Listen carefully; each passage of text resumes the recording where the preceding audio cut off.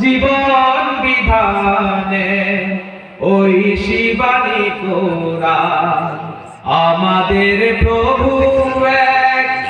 এক নবীর উম্মত জীবন বিধানে ওই শিবানী কোরআন তবে কেন এক নও হে মুসলমান এক হও এক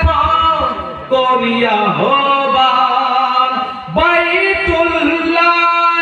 এক মদিনা শরীফ এক উহুদ পাহাড় এক হাসরের মাঠ এক একটা তো জীবন আর মরণ তো একটাই সকলের তরে আছে একই সম্মান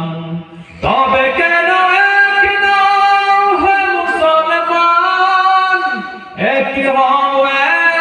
এক করিয়া হবান আমিন বলো